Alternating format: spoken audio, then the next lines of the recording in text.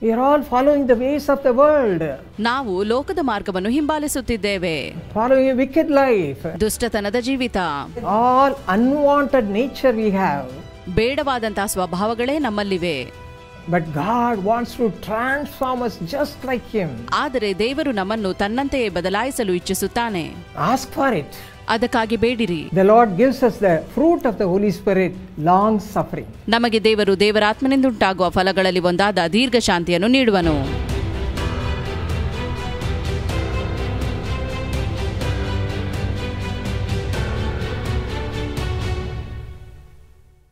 My precious brothers and sisters, I greet each one of you in the name of our Lord and Savior Jesus Christ. ನನ್ನ ಅಮೂಲ್ಯವಾದ ದೇವರ ಮಕ್ಕಳೇ, ನಾನು ನಿಮ್ಮೆಲ್ಲರನ್ನು ನಮ್ಮ ದೇವರು ರಕ್ಷಕನೂ ಆಗಿರುವ ಯೇಸುವಿನ ನಾಮದಲ್ಲಿ ವಂದಿಸುತ್ತೇನೆ. Luke 21 verse 19 says, ಲೂಕ 21:19 ವಚನ ಹೇಳುತ್ತದೆ, By your patience possess your souls.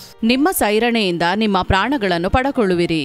This patience was seen in the Lord Jesus Christ in all his life, especially when he went through the sufferings on the cross. ಈ ತಾಳ್ಮೆಯನ್ನು ನಾವು ಯೇಸುಕ್ರಿಸ್ತನ ಜೀವಿತದುದ್ದಕ್ಕೂ ನೋಡಬಹುದು, ವಿಶೇಷವಾಗಿ ಶಿಲುಬೆಯ ಮರಣವನ್ನು ಅನುಭವಿಸಿದಾಗ. Just for us to receive the salvation, to receive blessings from the wretched life of sinful life, to come out of that and to have spiritual life. Salvation, with salvation, he gave his life on the cross and suffered so much. ಪಾಪದಿಂದ ತುಂಬಿದ ಹೀನ ಜೀವಿತದಲ್ಲಿದ್ದ ನಾವು ಬಿಡುಗಡೆಯಾಗಿ ಆತ್ಮಿಕ ಜೀವಿತವನ್ನು ಜೀವಿಸಬೇಕು ಮತ್ತು ರಕ್ಷಣೆಯನ್ನು ಅನುಭವಿಸಬೇಕು ಎಂದು ಆತನು ಶಿಲುಬೆಯ ಮರಣವನ್ನು ಅನುಭವಿಸಿದನು. In this world we also go through terrible tribulations and problems.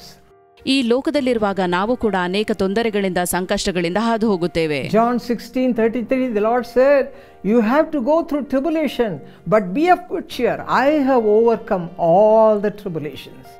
ಯೋಹಾನ 16:33 ದೇವರು ಹೇಳುತ್ತಾನೆ, ಲೋಕದಲ್ಲಿ ನಿಮಗೆ ಸಂಕಟ ಉಂಟು, ಆದರೆ ಧೈರ್ಯವಾಗಿರಿ, ನಾನು ಲೋಕವನ್ನು ಜಯಿಸಿದ್ದೇನೆ.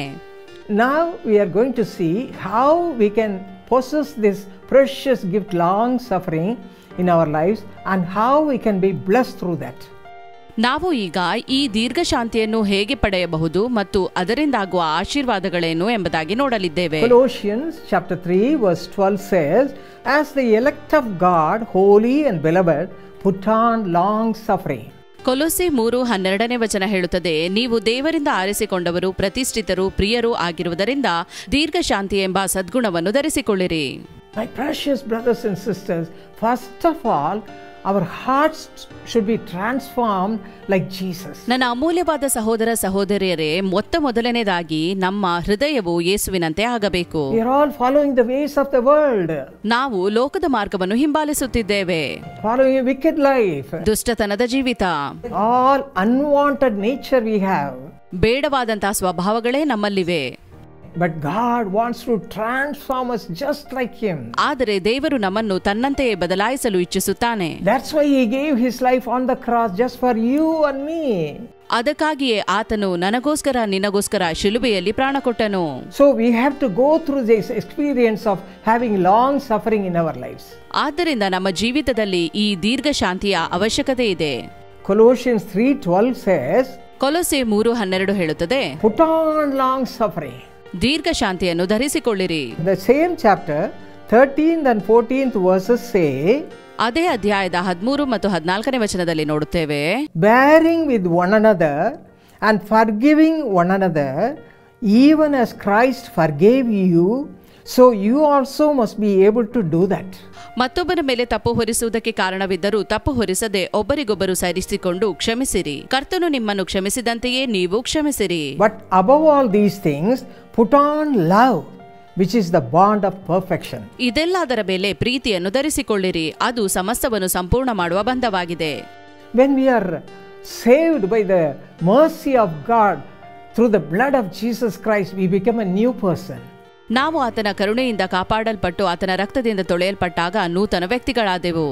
After that, the Bible says we have to grow in the Lord. ಸತ್ಯವೇದ ಹೇಳುತ್ತದೆ, ತರುವಾಯ ನಾವು ದೇವರಲ್ಲಿ ಬೆಳೆಯಬೇಕು. We have to read the word of God. ನಾವು ದೇವರ ವಾಕ್ಯವನ್ನು ಓದಬೇಕು. Spend time at the feet of God in prayer. ಆತನ ಪಾದ ಸನ್ನಿಧಿಯಲ್ಲಿ ಪ್ರಾರ್ಥನೆಯಲ್ಲಿ ಸಮಯ ಕಳೆಯಬೇಕು. And we should walk a pleasing life before the Lord. ಮತ್ತು ದೇವರಿಗೆ ಮೆಚ್ಚುಗೆಯಾಗುವ ಜೀವಿತವನ್ನು ನಾವು ನಡೆಸಬೇಕು. When we do like that, ನಾವು ಹೀಗೆ ಮಾಡುವಾಗ the Lord gives us the fruit of the Holy Spirit, long suffering. ನಮಗೆ ದೇವರು ದೇವರಾತ್ಮನಿಂದ ಉಂಟಾಗುವ ಫಲಗಳಲ್ಲಿ ಒಂದಾದ ದೀರ್ಘ ಶಾಂತಿಯನ್ನು ನೀಡುವನು. How we can possess that, we should see right now. ಅದನ್ನು ಹೇಗೆ ಪಡೆಯಬಹುದು ಎಂಬುದನ್ನು ಈಗ ನೋಡುವ. See the life of Joseph. ಯೋಸೇಫನ ಜೀವಿತದ ಮೂಲಕ. He was the pet child of his father Jacob. ಇವನು ಯಾಕೋಬನ ಪ್ರೀತಿಯ ಮಗನಾಗಿದ್ದನು. He gave him a beautiful special robe for him. ಯಾಕೋಬನು ಅವನಿಗೆ ವಿಶೇಷವಾದ ನಿಲುವಂಗಿಯನ್ನು ನೀಡಿದನು. And he was pleasing the Lord at all times. ಅವನು ದೇವರು ಮೆಚ್ಚುವಂತದ್ದನ್ನೇ ಮಾಡುತ್ತಿದ್ದನು. So he was spending much time with the Lord. ಆತನು ದೇವರೊಂದಿಗೆ ಹೆಚ್ಚಿನ ಸಮಯವನ್ನು ಕಳೆಯುತ್ತಿದ್ದನು. So the Lord was pleased with him. ಆದ್ದರಿಂದ ದೇವರು ಅವನನ್ನು ಮೆಚ್ಚಿದನು. He used to speak to him. ಆತನು ಅವನೊಂದಿಗೆ ಮಾತನಾಡುತ್ತಿದ್ದನು. And showed him many things which are going to happen in the future. ಭವಿಷ್ಯದಲ್ಲಿ ನಡೆಯಲಿಕ್ಕಿರುವ ಅನೇಕ ವಿಚಾರಗಳನ್ನು ಅವನಿಗೆ ತೋರಿಸಿದನು. But his brothers were away from the Lord. ಆದರೆ ಅವನ ಸಹೋದರರು ದೇವರಿಂದ ದೂರವಾಗಿದ್ದರು. They were not so close as Joseph had the close communion with the Lord. ಅವರು ಯೋಸೇಫನಂತೆ ದೇವರೊಂದಿಗೆ ನಿಕಟವಾದ ಸಂಬಂಧ ಹೊಂದಿರಲಿಲ್ಲ. The brothers were hating him like anything. ಆದರೆ ಅವನ ಸಹೋದರರು ಅವನನ್ನು ದ್ವೇಷಿಸುತ್ತಿದ್ದರು. So because of that he had to face so many difficulties. ಇದರಿಂದ ಅವನು ಅನೇಕ ಕಷ್ಟಗಳಿಗೆ ಒಳಗಾಗಬೇಕಾಯಿತು. If you read Romans chapter 12 verse 12, it says, "Be patient in tribulation." ರೋಮಾಪುರ 12:12 ವಚನ ಹೇಳುತ್ತದೆ, ಉಪದ್ರವದಲ್ಲಿ ಸೈರಣೆಯುಳ್ಳವರಾಗಿರಿ. And in the same chapter, Romans 12:14, we read, "Bless those who persecute you." ಅಲ್ಲೇ 14ನೇ ವಚನದಲ್ಲಿ ನೋಡುತ್ತೇವೆ, ನಿಮ್ಮನ್ನು ಹಿಂಸಿಸುವವರಿಗೆ ಆಶೀರ್ವಾದ ಮಾಡಿರಿ. Bless them and do not curse them. ಅವರನ್ನು ಶಪಿಸಬೇಡಿರಿ, ಆಶೀರ್ವಾದ ಮಾಡಿರಿ. This is a divine nature. ಇದೊಂದು ದೈವಿಕ ಸ್ವಭಾವ. Filled with the fruit of the Spirit, long suffering. ದೇವರಾತ್ಮನಿಂದ ಉಂಟಾಗುವ ಫಲವಾದ ದೀರ್ಘ ಶಾಂತಿಯಿಂದ ತುಂಬಿರುವುದು. Joseph had this experience and he was growing in the Lord in the midst of all tribulation. ಯೋಸೇಫನಿಗೆ ಈ ಅನುಭವವಿತ್ತು, ಆದ್ದರಿಂದ ಅವನು ಎಲ್ಲಾ ಸಂಕಟಗಳ ಮಧ್ಯೆಯೂ ದೇವರಲ್ಲಿ ಬೆಳೆದನು.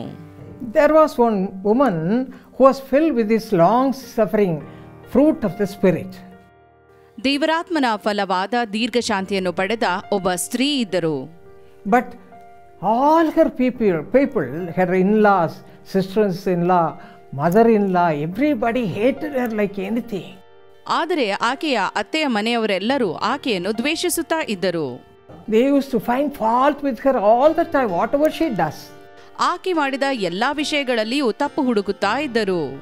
But you know what that lady was doing all those times? ಹೀಗೆ ಆದಾಗೆಲ್ಲ ಆಕೆ ಏನು ಮಾಡುತ್ತಿದ್ದಳು ಗೊತ್ತೇ? She was just saying, "Thank you, Jesus." ಆಕೆ ಹೇಳುತ್ತಿದ್ದಳು, ಸ್ತೋತ್ರ ಯೇಸುವೆ. Thank you, Jesus. ಸ್ತೋತ್ರ ಯೇಸುವೆ. Because she was filled with the long suffering fruit of the Spirit, she was able to thank the Lord at that time. ದೇವರಾತ್ಮನ ಫಲವಾದ ದೀರ್ಘ ಶಾಂತಿಯನ್ನು ಆಕೆ ಹೊಂದಿದ್ದರಿಂದ ಆ ಸಮಯಗಳಲ್ಲಿಯೂ ಸ್ತೋತ್ರ ಹೇಳಿದಳು. Days went on. ದಿನಗಳು ಕಳೆದವು. And the people in their home, that her in-laws, could realize her true love. ಆಕೆಯ ಅತ್ತೆಯ ಮನೆಯವರಿಗೆ ಆಕೆಯ ನಿಜವಾದ ಪ್ರೀತಿ ತಿಳಿಯಿತು. Slowly they asked her, "How you are able to forgive us? How you are able to show us love in this position?"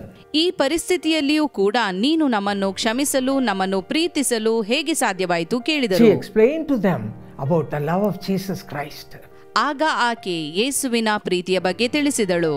How he blesses with a long suffering fruit of the Spirit when we rely upon him all the time. ನಾವು ಆತನ ಮೇಲೆ ಆತುಕೊಳ್ಳುವಾಗ ಆತನು ಹೇಗೆ ದೇವರಾತ್ಮನ ಫಲವಾದ ದೀರ್ಘ ಶಾಂತಿ ದಯಪಾಲಿಸುವನೆಂದು. Through that the home became a sweet home.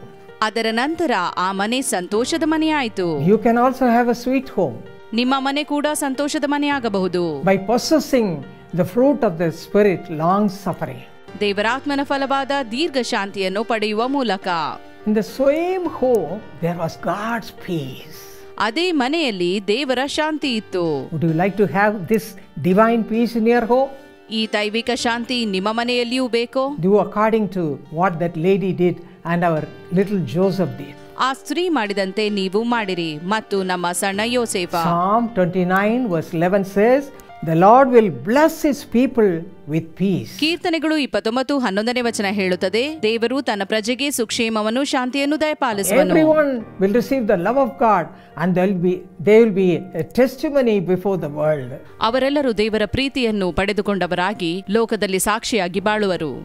Ask for it. ಅದಕ್ಕಾಗಿ ಬೇಡಿರಿ. Spend time at the feet of God and ask Him, Lord, fill me with the fruit of the Holy Spirit, long suffering. ದೇವರ ಪಾದ ಸನ್ನಿಧಿಯಲ್ಲಿ ಸಮಯವನ್ನು ಕಳೆಯುತ್ತಾ ಆತನಲ್ಲಿ ದೇವರಾತ್ಮನ ಫಲಕ್ಕಾಗಿ ಬೇಡಿಕೊಳ್ಳಿರಿ. Give me grace to shine before everybody. ಎಲ್ಲರ ಮುಂದೆ ಪ್ರಕಾಶಿಸಲಿಕ್ಕಾಗುವಂತ ಕೃಪೆಯನ್ನು ನೀಡು ಎಂದು ಬೇಡಿರಿ. And to be a witness for the glory of the Lord. ದೇವರ ಮಹಿಮೆಗಾಗಿ ಸಾಕ್ಷಿಯಾಗಿ ಬಾಳುವಂತೆ. ಯೇಸು ಕರೆಯುತ್ತಾನೆ ಕುಟುಂಬ ಆಶೀರ್ವಾದ ಯೋಜನೆ. ಇದರಲ್ಲಿ ಸೇರುವ ನಿಮ್ಮೆಲ್ಲರಿಗಾಗಿ 24 ಗಂಟೆಗಳು ಪ್ರಾರ್ಥನಾ ಗೋಪುರದಲ್ಲಿ ಪ್ರಾರ್ಥನೆ ಮಾಡುವುದರೊಟ್ಟಿಗೆ ನೀವು ಕೋಟಿಗಟ್ಟಲೆ ಜನರ ಕಣ್ಣೀರು ಒರೆಸಲ್ಪಡಲು ಕಾರಣವಾಗುವುದರಿಂದ ನೀವು ಆಶೀರ್ವದಿಸಲ್ಪಡುವುದು ನಿಶ್ಚಯ.